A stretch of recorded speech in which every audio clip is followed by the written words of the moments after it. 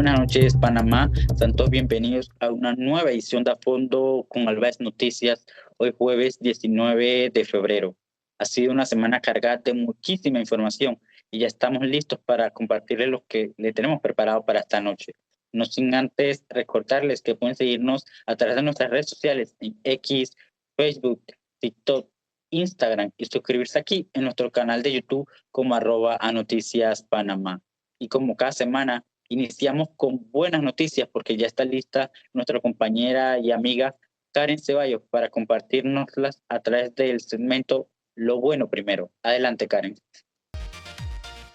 Las buenas noticias también tienen poder, y aquí te mostramos 3 razones para seguir apostando por Panamá. Esto es Lo Bueno Primero. La Universidad de Panamá está transformando vidas mediante la fabricación de prótesis destinadas a personas con discapacidad. Estudiantes y docentes aplican tecnología y conocimiento para diseñar y elaborar dispositivos que mejoran la movilidad y la calidad de vida de quienes los necesitan, promoviendo inclusión y bienestar social en la comunidad. Una muestra clara de cómo la educación superior puede impactar positivamente en la vida de las personas. La Universidad Tecnológica de Panamá y el Ministerio de Vivienda y Ordenamiento Territorial celebraron una alianza para digitalizar planos y documentos históricos sobre el desarrollo urbano del país. A través de una mapatón, transforman archivos físicos en información digital, georreferenciada, facilitando la planificación y modernización del territorio nacional. Este fin de semana llega a Panamá el primer festival de hot dogs, un evento gastronómico que trae desde Guatemala una variada oferta de hot dogs con ingredientes y sabores inspirados en la cocina centroamericana. Amantes de la cocina podrán disfrutar en el restaurante La Tapa del Coco de distintas preparaciones creativas y originales, combinando sabores tradicionales con propuestas innovadoras para todos los gustos. Gracias, Karen, por esas buenas noticias que nos impulsan como país. Y avanzamos porque ya está listo Kevin Moisés Morales para presentarnos ese resumen informativo de los hechos que marcaron la agenda informativa de Panamá y el mundo en nuestro segmento La Semana en 5 titulares. Adelante, Kevin. Actualidad rápida, precisa y clara. Así es la semana en 5 titulares.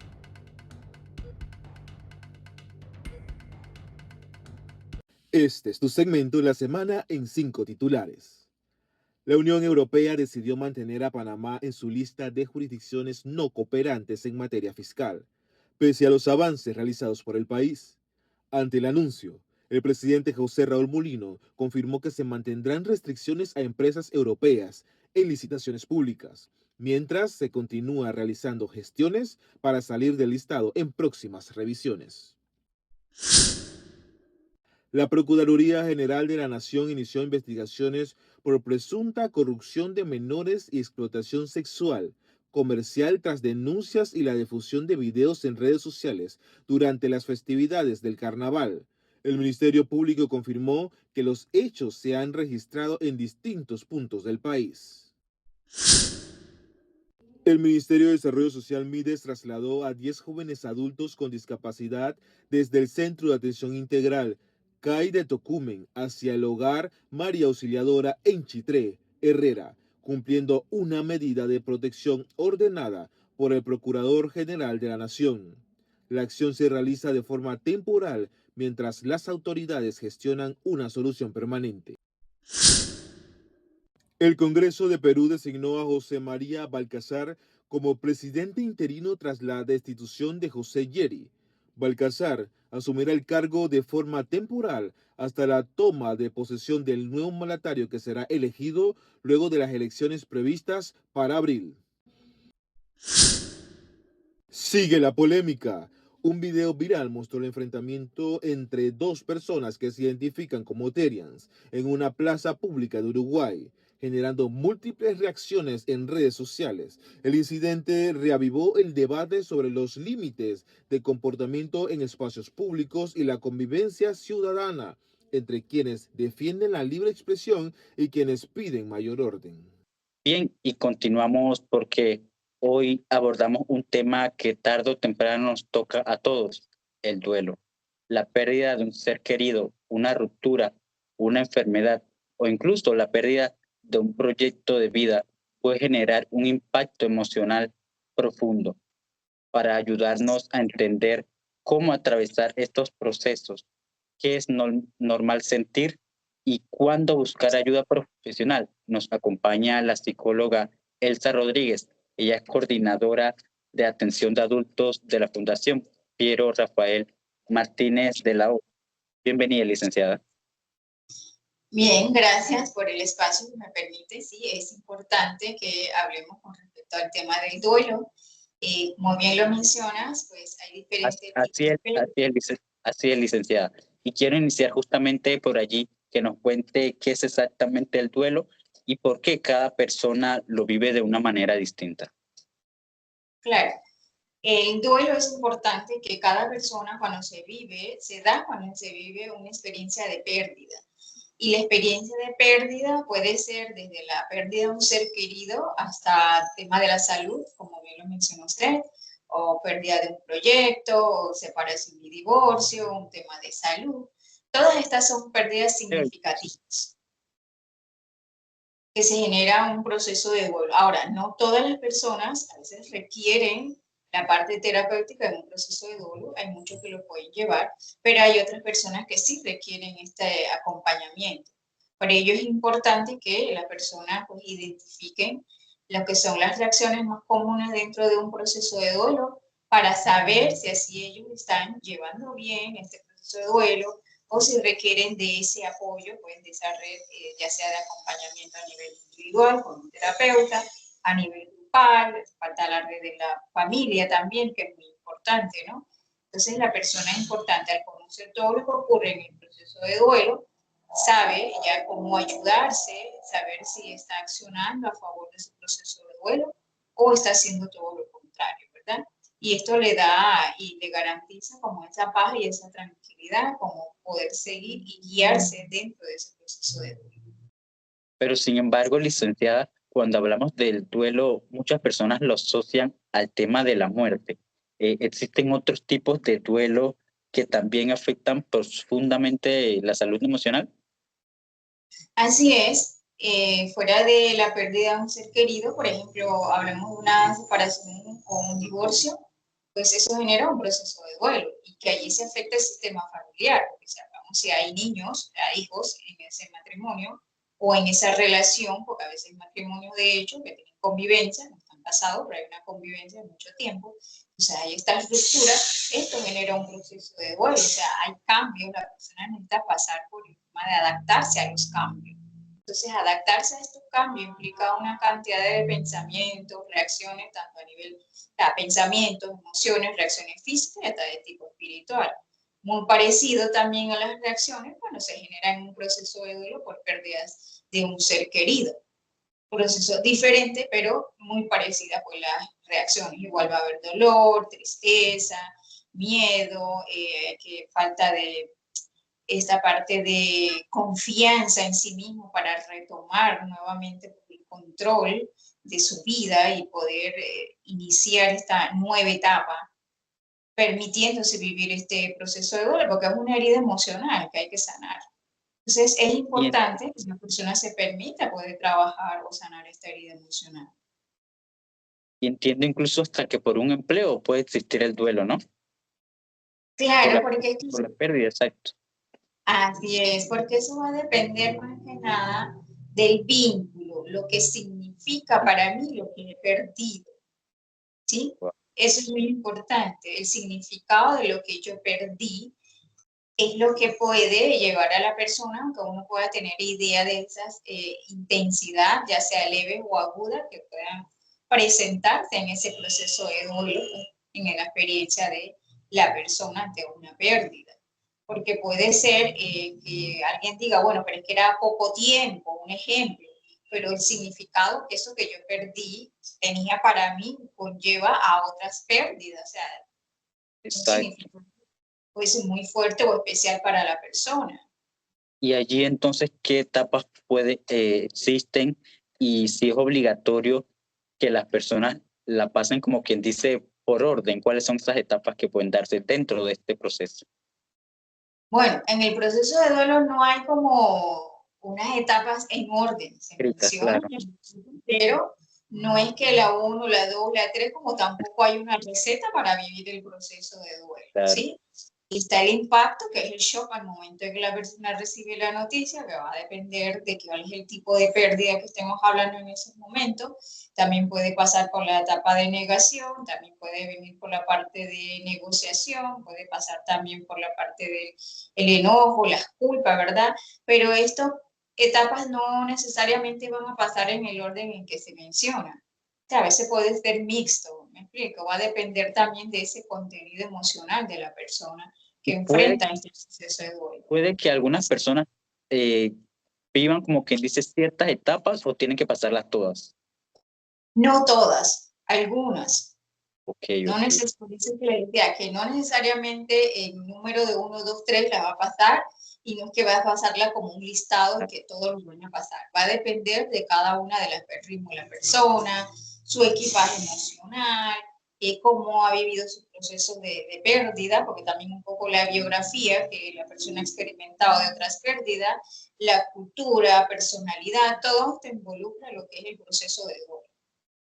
Y allí entonces, ¿qué emociones son normales dentro de un proceso de duelo y cuáles podrían ser como quien dice esas señales de alerta que pudiera uno identificar que está pasando por un momento tan difícil como es el duelo?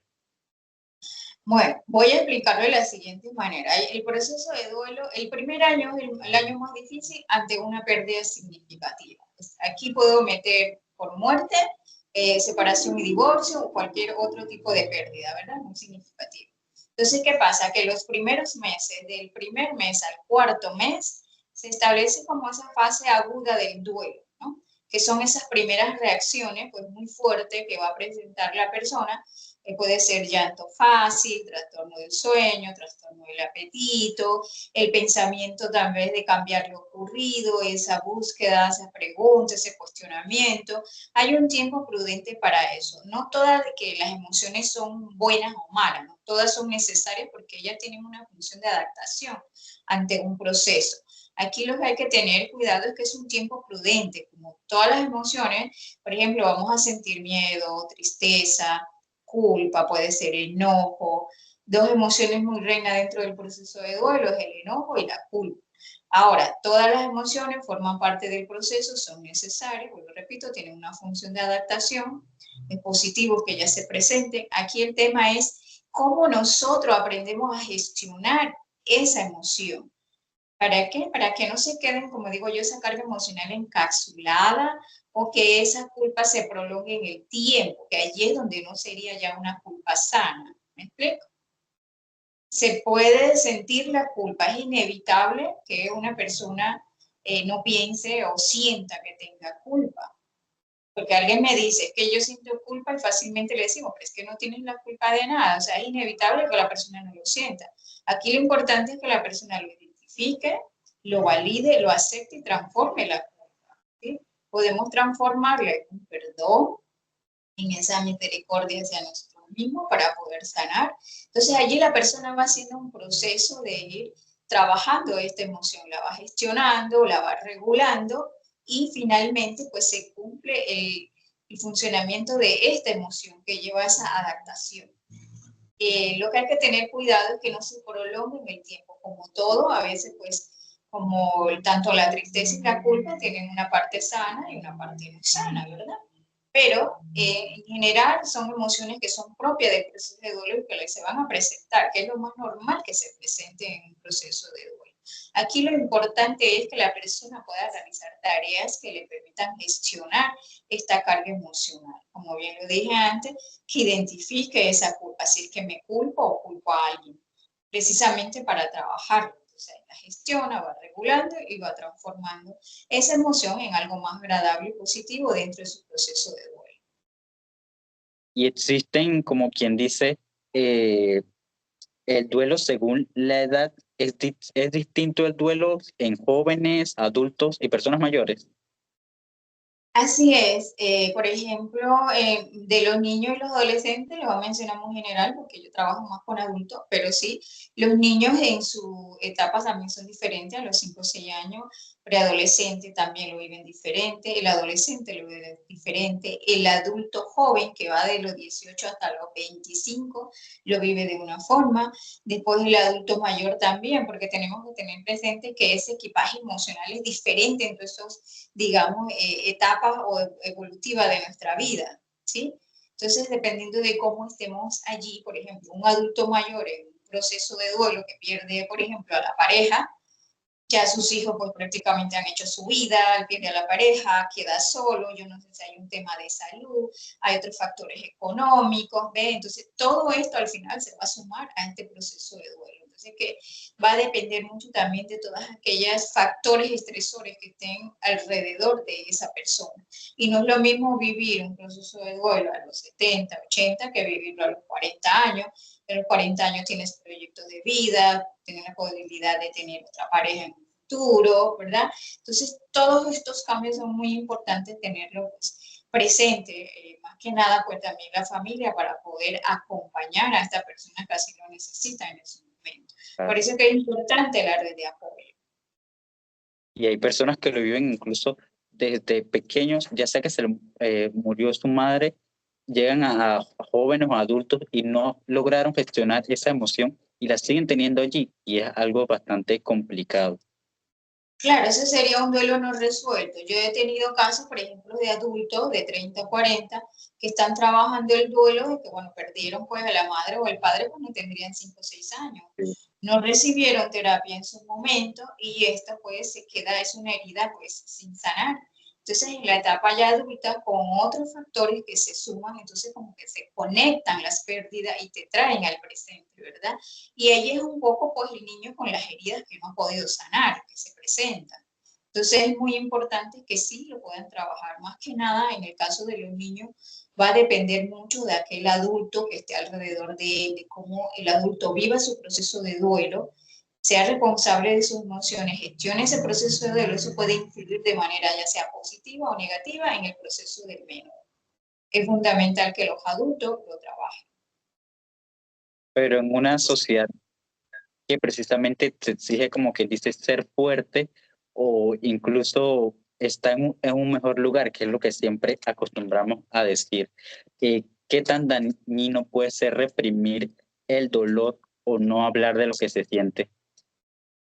Claro, el reprimir el dolor lamentablemente no favorece el proceso de duelo, pero claro está, como usted lo dice, lo acompañan aquí los mitos o las creencias, ¿no? Que también es de parte de la sociedad, cómo espera que la persona lleve su proceso de duelo. Tienes que pasar la página, tienes que ser fuerte por ti, tienes que ser fuerte por los niños, tienes que ser fuerte, ¿verdad?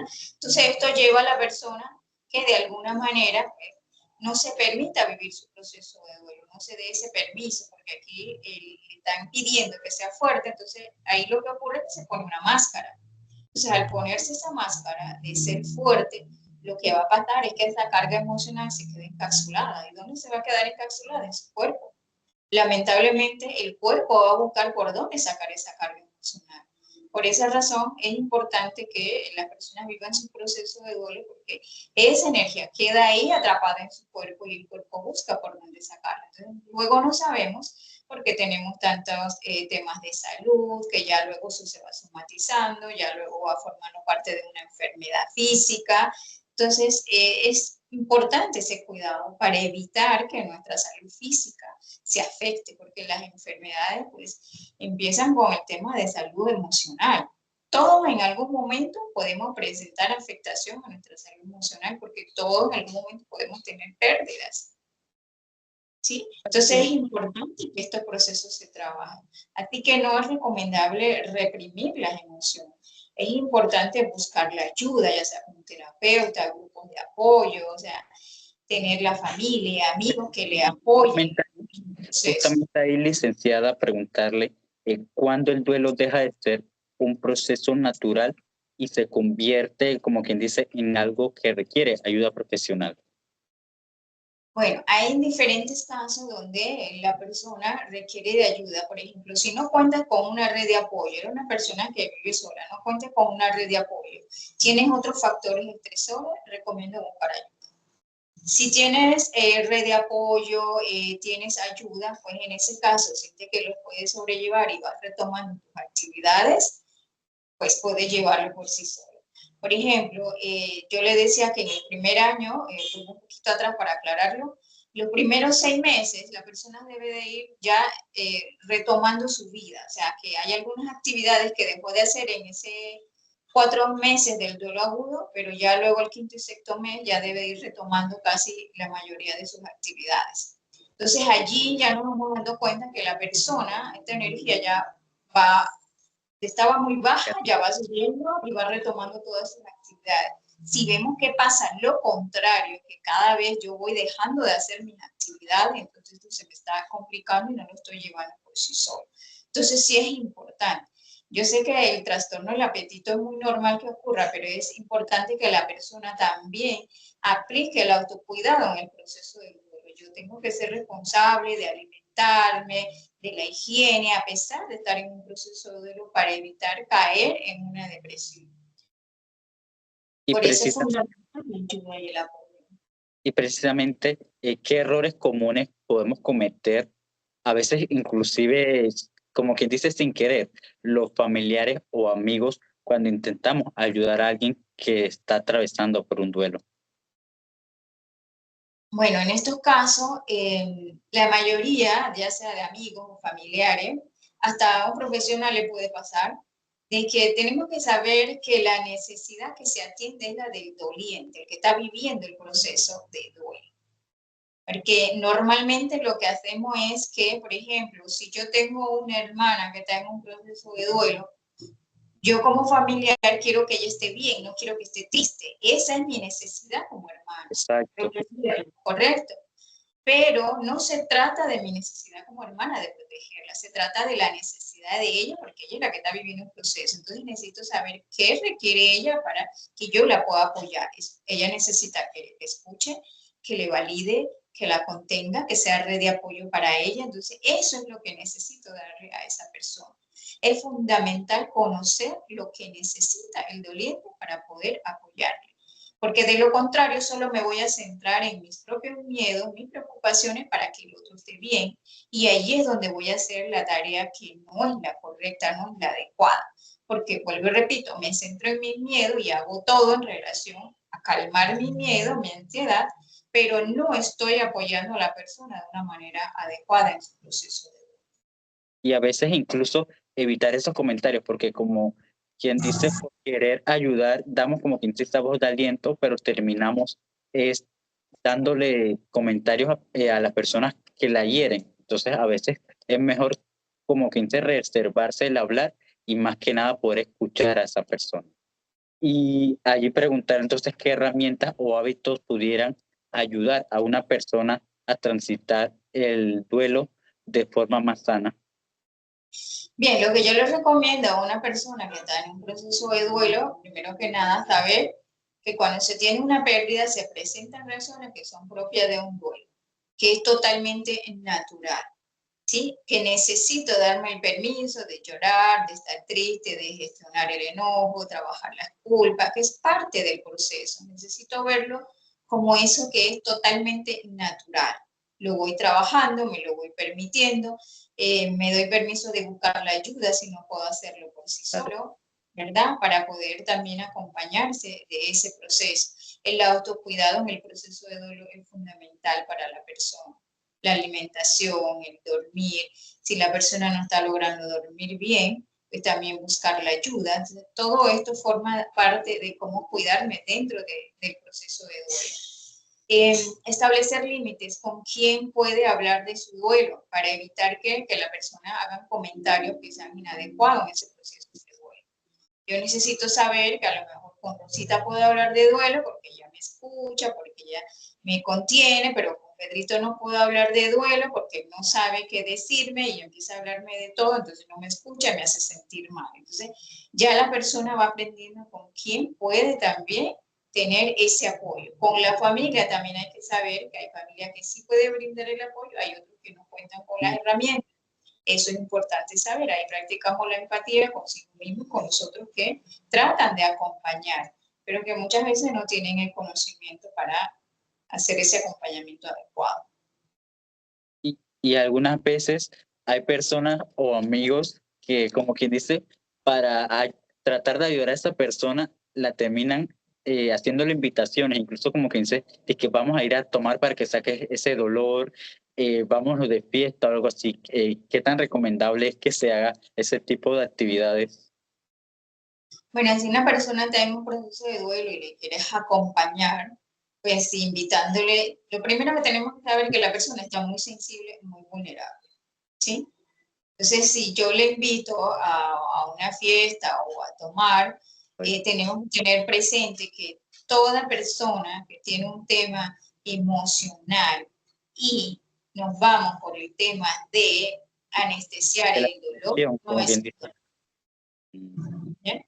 Porque cuando la persona consume ya sea alcohol, puede ser cualquier otra sustancia, lo que está buscando es de alguna manera anestesiar el dolor. O sea, no quiero que me duela, entonces trato de, pero ¿qué pasa cuando ya tomas el alcohol y vienen las próximas horas que bajo el efecto? Entonces viene una realidad. Entonces eso no ayuda, la verdad que no es lo recomendable, así que si queremos acompañar a una persona en duelo, ayudémosle con el acompañamiento, actividades que le generen bienestar. Si no sé cómo acompañar, pues brindarle que vaya a algún lugar a buscarle ayuda, pero no es lo más recomendable en un proceso de duelo. Siempre la persona hay que saber que está más sensible, está muy vulnerable, la toma de decisiones en esos momentos no es la mejor en ese proceso, ¿sí? Entonces es importante que seamos cuidadosos en esa parte. Excelente la aclaración, licenciada, porque sí, son parte de esos mitos que hoy en día existen.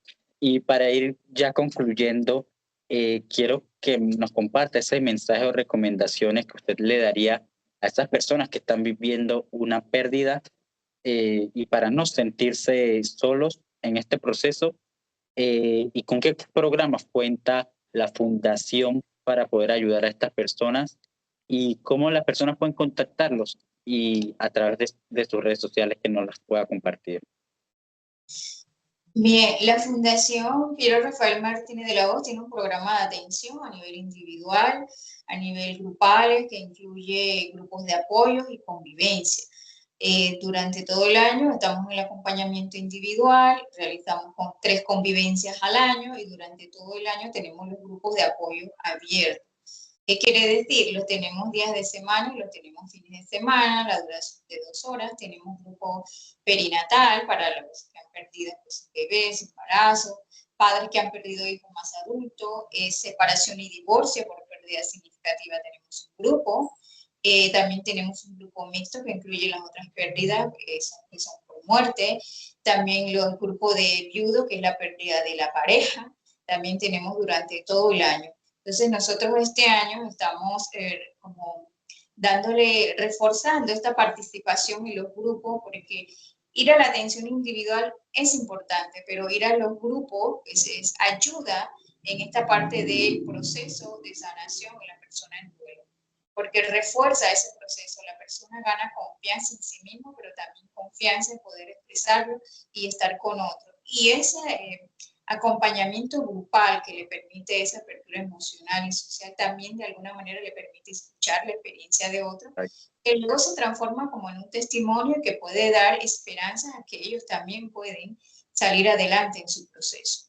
Entonces tenemos todos estos grupos, pueden comunicarse con la fundación al 227-07-18 y al 227-7498. También nos pueden seguir en las redes sociales. ¿Tipo de costos? Los Sí, programas. va a depender, por ejemplo, los grupos, la donación es de $10. Ok, bastante. Sí, y nunca le decimos que no a la persona en caso de que no pueda dar los 10. Entonces ahí ajustamos, lo importante es que la persona reciba ese apoyo.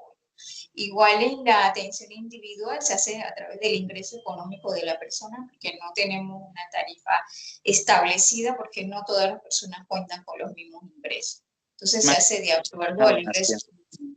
Claro, y se habla de una donación porque tampoco es el costo que corresponde a una atención pues psicológica, que sabemos que son costosas. Sí, así es. Y sus redes sociales y ese mensaje entonces para las personas que están viviendo una pérdida y estas recomendaciones. Sí, las redes sociales pueden seguirnos a través de Facebook, Instagram, pues ahí pasan todo el calendario de nuestras actividades. Y también hay grupos de niños y adolescentes también en la fundación para todas aquellas madres pues, que también les preocupa pues, el tema del proceso de duelo de sus niños y es bueno que ellos lo trabajen en grupo. También ellos pueden llamar pues, el padre o el tutor legal para inscribir los menores y también participar de los grupos en todo caso ellos también.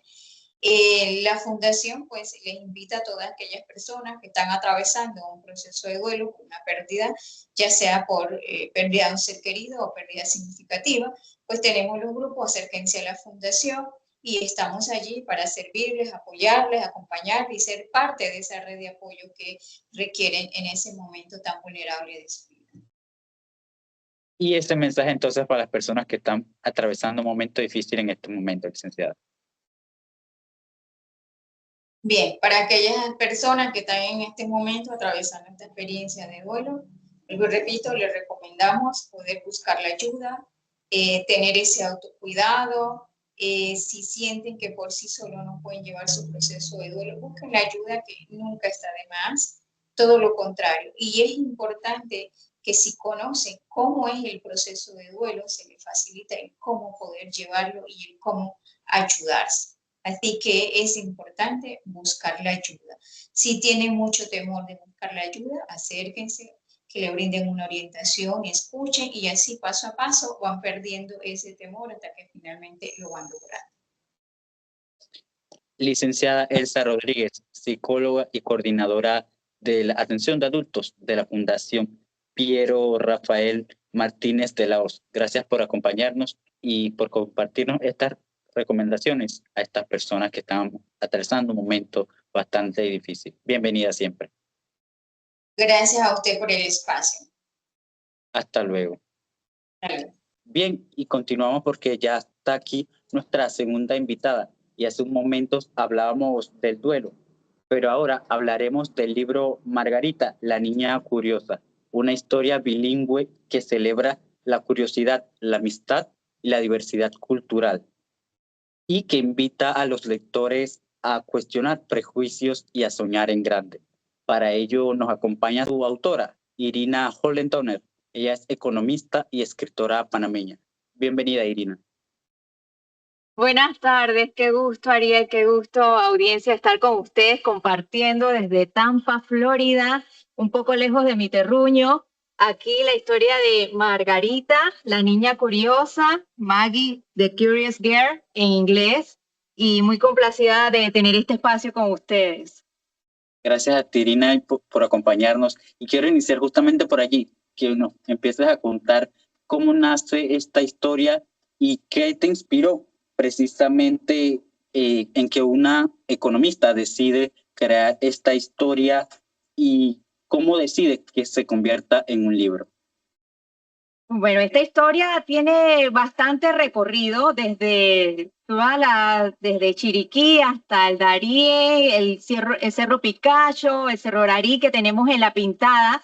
Y fue precisamente estos niños que he visto a través de lo largo y ancho de nuestro país, siendo una panameña y sobre todo pues oriunda de La Pintada, viendo nuestros campos, nuestras montañas. Y también como economista existía ese llamado, esa necesidad de crear una herramienta bilingüe que no solamente se viera reflejada en los estudios socioeconómicos, en esa famosa brecha económica que manejamos y que llamamos tanto en Latinoamérica, sino suministrar aquí hoy en día Margarita, la niña curiosa, que pone a disposición de todos los niños de Panamá, del mundo, de la comunidad hispana en los Estados Unidos, de nuestra comunidad latina, aquí una historia sobre cómo es la migración hablando de un niño panameño.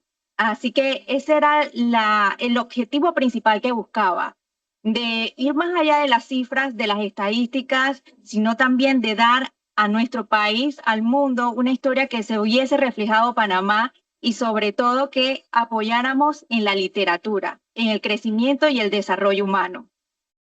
¿Y por qué elegir a una protagonista curiosa y valiente para contar esta historia? Porque hoy en día la curiosidad es lo que necesitamos, esa capacidad de análisis, de pensamiento crítico, de incentivar a los niños a preguntar, a explorar, a discernir y sobre todo darles esas herramientas que le proporcionen en un momento dado, cuando se vengan a presentar situaciones en el día a día, sean capaces de tomar estas decisiones a través de ellos, con ayuda de la guía de papá, mamá, tíos, abuelos, porque todos jugamos un papel importante en la familia, no solamente papá y mamá. Debemos involucrarnos y también apoyar en la formación de estos pequeños líderes que ya próximamente van a ser el futuro de Panamá y del mundo. Y precisamente ahí, Irina, la historia también habla sobre esta amistad, la diversidad cultural y los prejuicios. ¿Qué mensaje te interesaba a ti plasmar en esta trama? Bueno, queríamos inspirar con Margarita a través de los valores, llevar a la mesa, a poner a disposición de esos padres cada vez que tienen una discusión, una conversación de cena, que la solidaridad, la empatía, respeto, diversidad y sobre todo la integración cultural juegan un papel importante en lo que estamos desarrollando hoy en día, en los escenarios, en las diferentes aulas de clases y sobre todo en el desenvolvimiento social de los niños. Y es darle ese matiz de que también Margarita trae ese mensaje de estos valores que hoy en día también queremos hablar y también queremos darle a los papás y a todos los niños a conocer. Y al inicio precisamente hablaba de un tema muy importante y quiero consultarte por qué decidiste que esta historia fuera bilingüe y contemporánea. Es bastante interesante. Sí, bueno, siendo una panameña radicada aquí en los Estados Unidos, buscaba qué podemos aportar como panameños aquí, qué literatura necesitamos. Y encontré que había una oportunidad en la literatura bilingüe infantil. Y pues te puedo contar, Ariel, y audiencia, que a través de esta nueva oportunidad que se presentó, hemos tenido la fortuna de que vamos a ser la primera autora panameña publicada en la cadena de supermercados Walmart y Barnes Noble aquí en los Estados Unidos. Y eso nos pone a Panamá en el buscador de aquí, de este país norteamericano. Por supuesto. Y asimismo quiero conocer un poco cómo fue ese proceso, qué dificultades enfrentaste para poder sacar este libro y marcar entonces este nuevo hito que logras el día de hoy. Bueno, aquí con este libro tenemos 2 años de trabajo. Es un libro, un cuento corto, porque queríamos que los niños leyeran, no hacerlo retador, pero no abrumador, que se leyera de principio a fin para aquellos niños que están en el aprendizaje bilingüe. Y cuando estoy aquí en los Estados Unidos, tengo también pues conocí mucha gente de diferentes latitudes geográficas, llámese la India, la diagramación, es decir, lo que sería la ilustración viene de la India por parte de un amigo que es voluntario, que la donó porque conectó con el proyecto, siendo la venta del libro totalmente dedicada o destinada a la construcción de una biblioteca en la escuela de multigrado del distrito de Penonomé en la comunidad de Tulu Arriba. Así que ese es uno del objetivo que buscamos alcanzar con el libro. Y ha tenido recorrido desde Colorado, Estados Unidos, Ecuador, Venezuela. Es un libro muy rico en lo que sería la integración cultural de diferentes personas que han aportado para que llegara a ser una realidad. Y sobre todo aquí en Estados Unidos, que estamos trabajando para que ya este primer trimestre, es decir, marzo, lo veamos en Walmart ya disponible para todos. Y en Barnes Noble. Y por último, ya lo vamos a tener también en Target, que es una cadena de retail, de comercio al por menor. Así que estamos en los principales canales. Buenísimo, Irina. Y hace un momento mencionabas algo importante, es el tema de los valores. Y justamente entiendo que tienes allí a una de las participantes, que es una niña. Pero Sí. Antes de que me pases con ella, quiero que me hables sobre esos valores que crees hoy en día más importante poder desarrollar a través de la lectura? Y luego vamos con ella. Sí, mire, la lectura tiene que tener un propósito y este propósito es abrir un poquito ese espacio de tener tolerancia, de tener esa integración que necesitamos, de derribar esos estereotipos que muchas veces vienen de Latinoamérica, de nuestros países, que aprender un segundo idioma solamente es para aquellos que tienen un acceso a una educación privada o un acceso a buscar una mejor oportunidad laboral. Y es que cuando hablamos un segundo idioma, la magnitud es mucho mayor. Te puedo comentar que aquí al ser bilingüe me ha dado la oportunidad de integrar diferentes comunidades, de abrir un poco más mi prisma o mi perspectiva de cómo estas culturas piensan de una manera distinta y sobre todo a ser tolerante y ser partícipe de ellos y también aportar y contribuir, porque como latina, como panameña y como hispana, lo que busco es también establecer de que nuestra comunidad aquí en los Estados Unidos tiene una presencia importante. Vinimos a aportar y venimos también a contribuir con el desarrollo económico de diferentes maneras y esta vez Panamá está contribuyendo con literatura infantil bilingüe.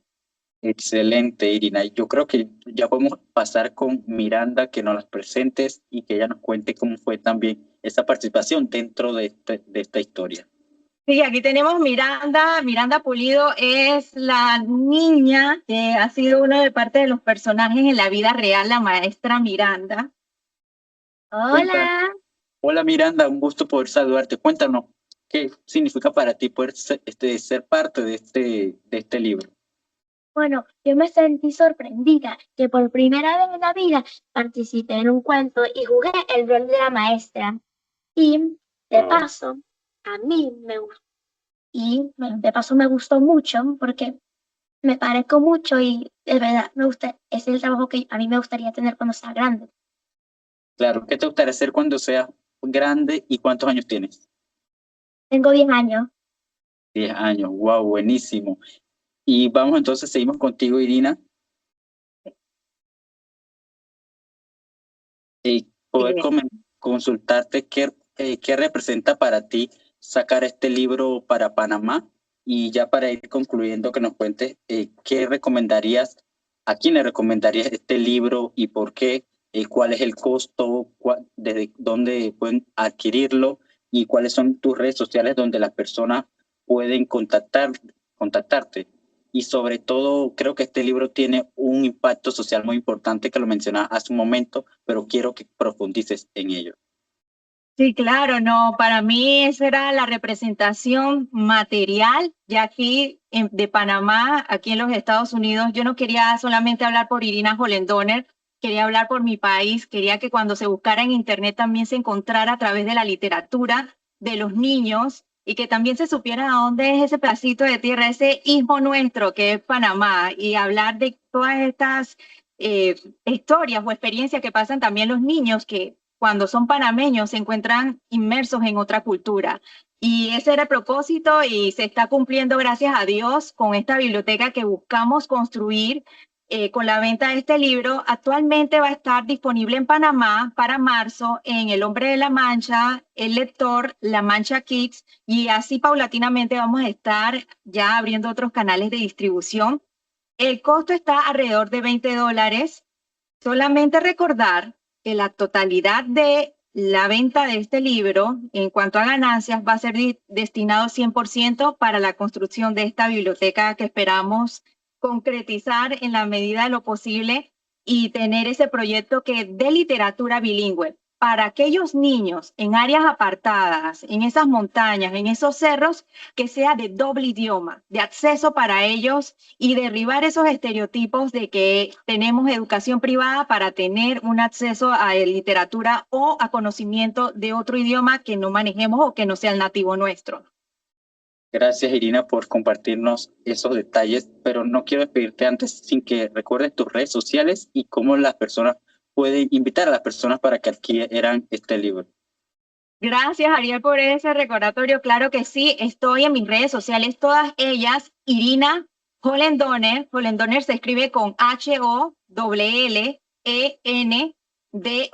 N-E-R. Es un apellido largo, pero es facilito porque solamente hay que colocarle la H, la doble L y es Polendoner, y ahí estoy pues a disposición de cada uno de los panameños y de todos los que necesiten o tengan alguna consulta. Con mucho gusto estamos ahí para a sus órdenes.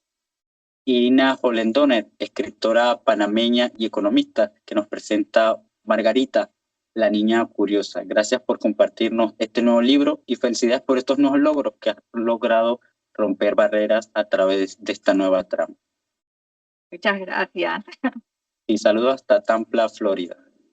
Claro que sí, muchas gracias. Y aquí seguimos en el recorrido, seguimos trabajando y metiéndole mucho ánimo y motivación para este proyecto que sé que traerá muchos resultados positivos para nuestro país. Bienvenida siempre. Gracias, Ariel, gracias. Y continuamos porque ya está listo nuestro compañero y amigo Sergio González García para compartirnos el criterio a fondo de esta semana. Sergio, vamos contigo. Análisis, profundidad y contexto. Así comienza Criterio a Fondo.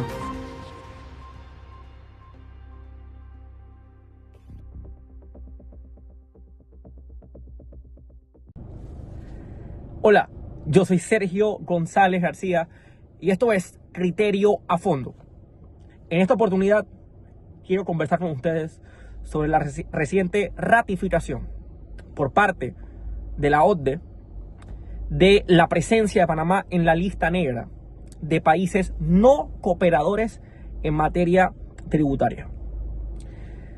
Panamá ha venido realizando diferentes esfuerzos para transparentar como país la institucionalidad vinculada a la plaza o el foro financiero del país.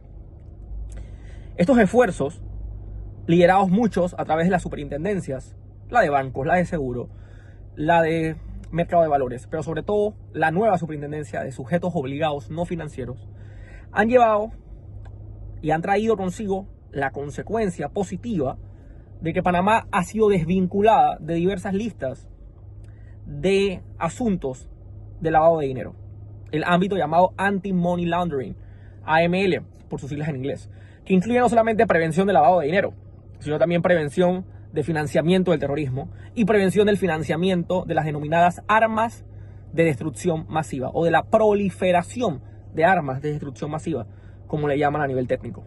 Panamá ha salido de las listas de este ámbito de delitos financieros con respecto a lo que acabo de indicar. Primero, el Grupo de Acción Financiera Internacional, GAFILAT, sacó a Panamá en el año 2023. Y en el año 2025, el Consejo Europeo logró sacar a Panamá, validó la salida de Panamá de estas listas. Sin embargo, estamos ahora en otra lista, en la cual tenemos ya años en la misma, que es la del ámbito tributario, ya no de delitos financieros, de lavado de dinero, financiamiento del terrorismo, armas de destrucción masiva, sino del ámbito tributario, o sea, del ámbito impositivo. Esto preocupa sobre todo a jurisdicciones europeas, hay que decirlo de manera precisa. Sobre todo por un tecnicismo que tiene la República de Panamá, que voy a tratar de explicarlo de la manera más sencilla posible. Es el tecnicismo denominado principio de territorialidad tributaria. ¿Qué significa esto? Que en la República de Panamá solo se graban, o sea, solo se tasan a nivel de impuesto, a nivel impositivo, las rentas que son gravables en el territorio, generadas en el territorio de la República de Panamá. ¿Qué significa esto? Que si yo tengo algún negocio claramente lícito, tengo por ejemplo propiedades y las alquilo, sea casas, apartamentos, locales comerciales en otro país, y yo en la República de Panamá, en cuentas bancarias de una sociedad anónima, por ejemplo, que tiene una cuenta bancaria en la República de Panamá, en un banco domiciliado en Panamá, yo recibo dinero del alquiler de propiedades que yo tengo en otro país, ese dinero no tributa el denominado impuesto sobre la renta, porque es renta gravable en otro territorio. De manera lícita, me gané, gracias a un contrato entre diferentes partes, recibí honorarios por el contrato, por ejemplo, en este caso particular, por alquiler de locales o de bienes inmuebles en general, y ese dinero que yo recibo en Panamá no genera renta o impuesto sobre la renta en la República de Panamá. Este principio ha sido atacado, sobre todo cuando grandes empresas se benefician, no como este ejemplo pequeño, sino cuando empresas, sobre todo multinacionales, se benefician de esta territorialidad tributaria a través de offshores, o sea, a través de sociedades, de personas jurídicas que tienen cuentas de bancos, que están inscritas en el registro público, o sea, incorporadas en la República de Panamá, y que a nivel impositivo se benefician de movimientos de capitales para tratar de tasar lo menos posible, para tratar de que la tasa, o sea, de lo que le cobran los gobiernos a nivel de impuestos, sea lo menos posible. Este asunto Panamá lo ha manejado de manera bastante ética, debo indicarlo con mucha claridad. Por supuesto que personas se han involucrado en diversos mecanismos para aprovechar y mezclar este tema impositivo con dinero sucio. Pero ya Panamá ha demostrado que en la parte de delitos financieros, o sea, de dinero sucio, de blanqueo de diversos capitales, Panamá ya ha demostrado que tiene una institucionalidad lo suficientemente fuerte y aparte cooperadora para salir de este rubro. Lo que queda es un ámbito que hay que decirlo, no es un ámbito netamente ético, de bien o mal, correcto o incorrecto. Lo que está en debate aquí es un debate ideológico, de ideología política, donde la OCDE y también el Parlamento Europeo y la Comisión Europea, a través de parámetros ideológicos, a través de parámetros políticos, no de estándares técnicos de calidad, quieren imponerle a países más pequeños, que son atractivos a nivel impositivo, sus reglas del juego. Esto se puede resumir de una manera bastante, un poco simplista, debo indicarlo, pero de manera muy contundente. Estos países que tildan de paraísos fiscales, que Panamá no lo es, por cierto, pero existen paraísos fiscales porque precisamente existen infiernos tributarios. Yo creo que la reflexión política, porque el tema es técnico, pero también es político, debe ser por qué se genera una atracción a mover capitales fuera del país cuando lo más fácil para una empresa es tener sus impuestos en regla en cada país. La respuesta es sencilla. Porque es que esos impuestos en regla tienen a nivel ideológico porcentajes abismalmente desproporcionados en lo que respecta al impuesto sobre la renta. Entonces la reflexión también es a que desde el lado gubernamental no se mate ni se asesine financieramente hablando la renta que una empresa puede generar. Ya de por sí, si la empresa genera trabajadores, los trabajadores de ese salario generan impuestos, pagan impuestos sobre renta. Los trabajadores aparte consumen y el consumo también genera impuestos sobre el consumo. Llámese IVA, llámese ITBMS como se llama en Panamá, o llámese como se llama el impuesto del consumo en cada país. Entonces el debate en verdad no debe ser en lo técnico de creerle ciegamente a lo que diga la OCDE o a lo que diga la Comisión Europea, sino que el debate debe ser hasta qué punto debemos defender ideológicamente lo que a nivel tributario maneja el país. Esto debe generar no el cumplimiento a ciegas de lo que diga la OCDE, el Parlamento Europeo o la Comisión Europea, sino que debe generar un debate político para definir posturas como país y poder defender no solamente la institucionalidad, sino defender los parámetros con lo que la República de Panamá se autodetermina. Gracias por la oportunidad. Nos vemos en la próxima. Gracias, Sergio. Bien, amigos, y de esta manera culminamos una semana más de A Fondo con Albaez Noticias. Yo soy Ariel Albaez y les agradezco por acompañarnos como cada semana. Y no olviden seguirnos a través de nuestras redes sociales como @anoticiaspanamá. Hasta la próxima.